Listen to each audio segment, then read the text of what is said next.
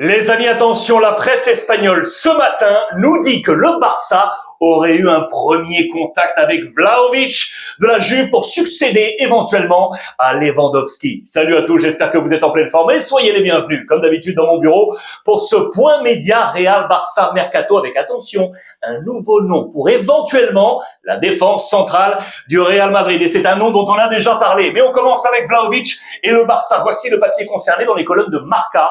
Ce matin, le Barça qui bouge autour de Vlahovic pour un premier contact. Je vous rappelle que comme Lewandowski, il est libre au mois de juin prochain. Il avait été l'un des plus gros transferts de l'histoire de la Serie A à hauteur de 80 millions d'euros en provenance de la Fiorentina direction la Juventus de Turin. 6 buts inscrits pour l'instant dans cette saison. Mais attention, vous le savez peut-être, Vlahovic, les amis, il est blessé. C'était au tout début de ce mois de décembre. Regardez la une du Corriere dello Sport, abattu bien évidemment sur cette pelouse. Voici la zone affectée. Le problème également pour Vlahovic, c'est qu'en plus de la durée d'indisponibilité, plusieurs mois, c'est que son coach, Spalletti, a trouvé des solutions en interne. On pense à Jonathan David, on pense à Zegrova, on pense à Openda, on pense également à Yildiz, le jeune Turc, ou on pense également à Conceição. On a des solutions offensives. Que va-t-il se passer lorsqu'il va revenir, oui ou non, pour succéder à Lewandowski, qui, je vous le rappelle, lui aussi termine son contrat du coup en juin prochain.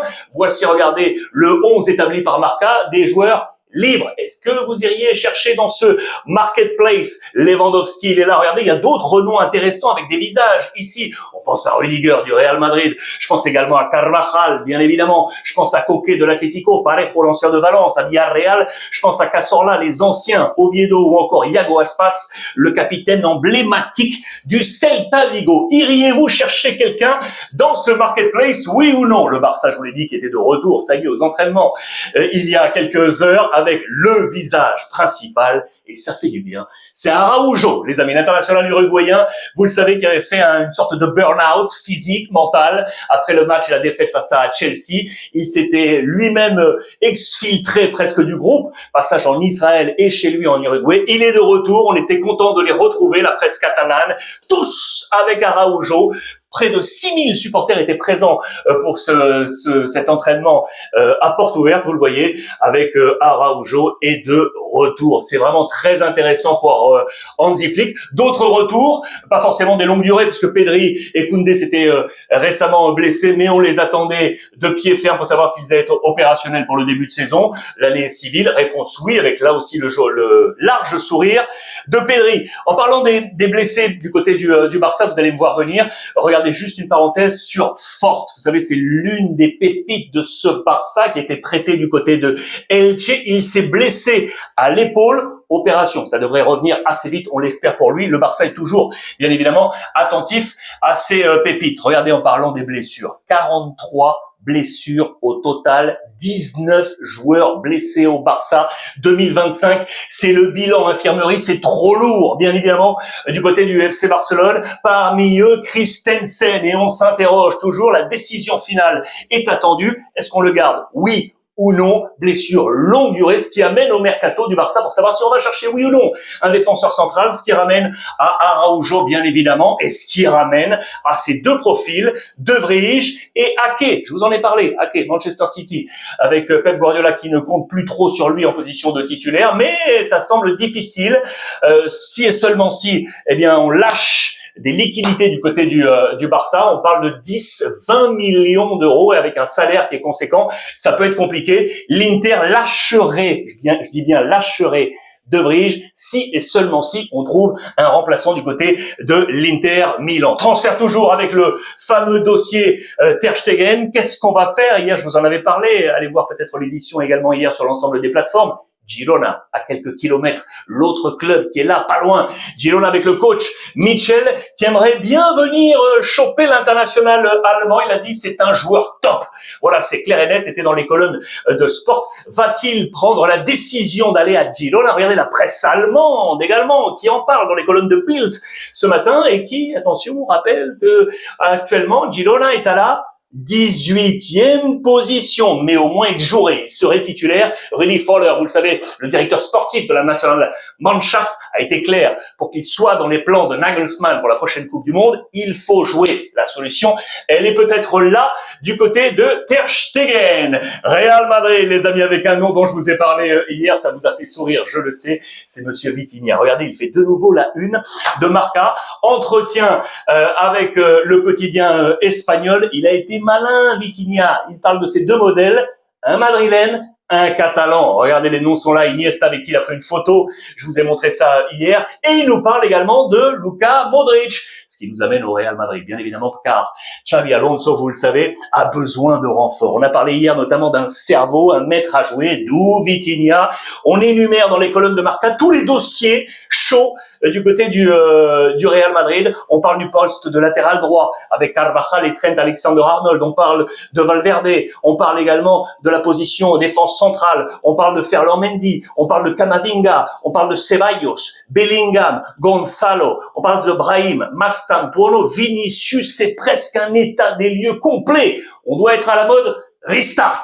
Et du côté du Real Madrid, vous l'aurez facilement compris. Ce qui est sûr, c'est que Vitinha a vu sa cote monter en flèche. Dernière valorisation de Transfermarkt, c'était il y a quelques heures, et du coup, eh bien, les cotes sont remontées pour bon nombre de profils. En tête de gondole, eh bien, le joueur du Paris Saint-Germain est ici, les amis.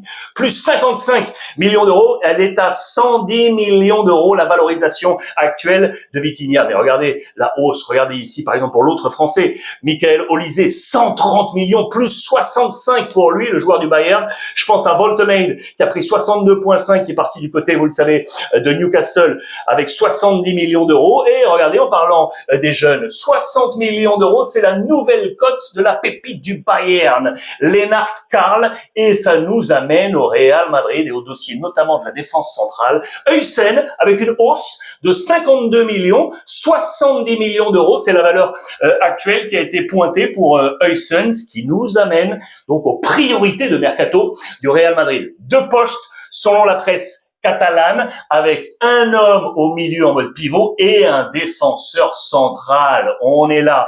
En parlant tout d'abord des pivots, des postes au milieu, Nico Pass, sur lequel le Real a une option toujours, qui est du côté de Côme, en Italie avec Cesc Fabregas. Et puis regardez, au milieu de terrain, As nous présente deux nouveaux profils, toujours pour aller chercher ce mode cerveau. Vitinha, depuis le départ de Modric, de Kroos et compagnie. On nous parle de deux hommes. Le premier, c'est lui, Keith Smith de l'AZ Alkmaar. Et le deuxième, c'est Adam Wharton de Crystal Palace. Madrid veut un milieu de terrain. Je vais vous les présenter. Mais attention, interrogation autour du coup de Camavinga. Est-ce que le Français va finalement prendre cette place de titulaire, lui qui a été touché également par les blessures, quelques difficultés avec le Real Madrid? On peut s'interroger autour de lui. En tout cas, Xabi Alonso va en avoir besoin. Ça, c'est d'une évidence absolue. Je vous ai présenté rapidement les deux profils. Keith Smith, c'est lui. Donc, AZ Alkmaar, il a 19 ans, les amis. Il est international U21 avec les Pays-Bas, formé du côté de l'AZ Alkmaar entièrement, donc poste axial, vous le voyez, milieu central. Pour Wharton, c'est un chouïa plus défensif, déjà international avec l'équipe anglaise, intéressant, lui un peu plus vieux, il a 21 ans, regardez, il a été formé du côté de Blackburn avant que Crystal Palace n'aille le chercher en février 2024 pour un peu plus de 20 millions d'euros, valorisation actuelle 22 millions pour Smith, 60 millions déjà pour Wharton du côté de Crystal Palace. Notez bien ces deux noms à suivre dans les prochains jours.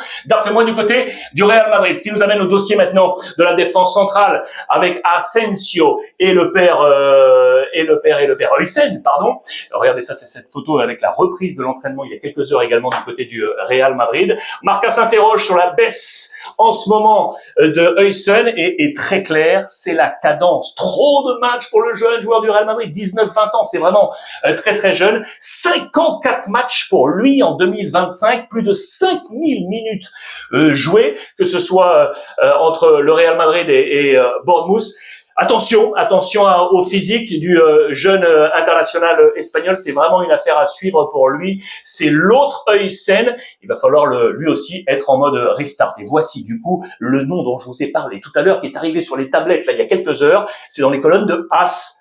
Gueye, les amis, Crystal Palace, Je vous en avais parlé du côté du Barça. Eh bien, aujourd'hui, AS nous dit que le Real Madrid serait éventuellement dessus. Je vous rappelle que Liverpool a également un œil sur le défenseur central de Crystal Palace. Que va faire Gueye? Quelle sera son idée éventuellement de rejoindre le Real Madrid dans cette défense centrale où on va compter sur Alaba, sur Rudiger? Est-ce que ces hommes seront là, toujours compétitifs? En tout cas, Alaba est de retour, tout comme Ferland Mendy et Valverde dans ses reprises d'entraînement. À noter la présence du jeune Rachad de l'équipe B, un attaquant, ça peut être intéressant. Mais attention, ceux qui seront toujours absents pour les plans de la rentrée, là, le match face au Betis Séville, eh bien, ils sont trois. Toujours pas de Militao, toujours pas de Carvajal et toujours pas de Trent Alexander-Arnold. Kylian Mbappé, les amis, est rentré du Maroc. Ça y est, il était avec son copain Achraf Hakimi pour voir notamment la victoire des Marocains qualifiés pour la suite de la compétition, les huitièmes de finale, fort d'une victoire 3-0 face à la Zambie avec un super Brahim Diaz, la superstar. Regardez les colonnes de la Gazzetta dello Sport qui parle de l'ancien de Milan et qui aujourd'hui, vous le savez, back au Real Madrid et qui est en train de réaliser une très très bonne CAN avec son numéro 10. Ça peut faire beaucoup de bien, ça, à Xabi Alonso lorsqu'il sera de retour. Voilà les amis pour ce plan global en ce mardi. Notez bien toutes ces informations, faites-moi part de vos commentaires, je vais les lire comme d'habitude avec énormément de gourmandise. Passez une bonne journée et n'oubliez pas, profitez des vôtres les amis.